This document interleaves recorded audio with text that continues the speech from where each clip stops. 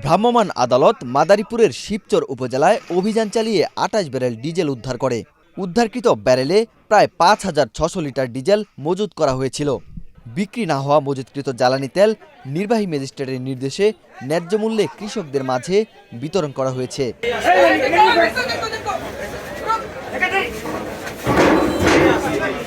ভ্রাম্যমাণ আদালত সূত্রে জানা যায়, গোপন সংবাদের ভিত্তিতে ৩১ মার্চ মঙ্গলবার দুপুর থেকে সন্ধ্যা পর্যন্ত উপজেলা নির্বাহী ম্যাজিস্ট্রেট শাইখা সুলতানার নেতৃত্বে জেলার শিবচর উপজেলার শেখপুর বাসস্ট্যান্ড এলাকায় অভিযান পরিচালনা করে ভ্রাম্যমাণ আদালত।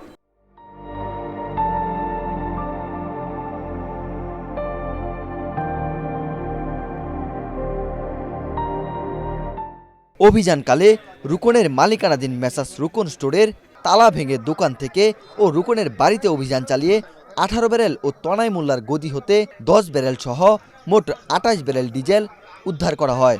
উদ্ধারকৃত ২৮ ব্যারেলের মোট ৫,৬০০ লিটার ডিজেল পরে স্থানীয় কৃষকদের মাঝে ন্যায্য মূল্যে বিক্রি করা হয়।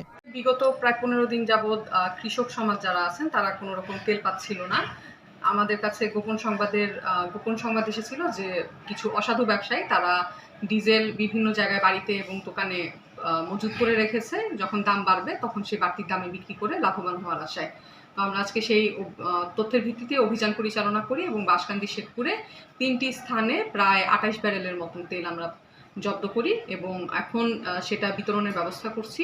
যারা কৃষক আছেন এবং যারা বিভিন্ন কলকারখানার কাজে নিয়োজিত আছেন শুধুমাত্র তাদেরকে আমরা প্রায়োরিটি বেসিসে অর্থের বিনিময়ে সেই তেলটা বিক্রয় করে দিচ্ছি এবং সেই বিক্রয়লব্ধ অর্থটা আমরা ব্যাংকিং আওয়ারে যখন হবে তখন আমরা সেটা বাজেয়াপ্ত হিসেবে সরকারি টাকা হিসেবে সেটা আমরা সরকারি কোষাগারে জমা দিয়ে দিচ্ছি।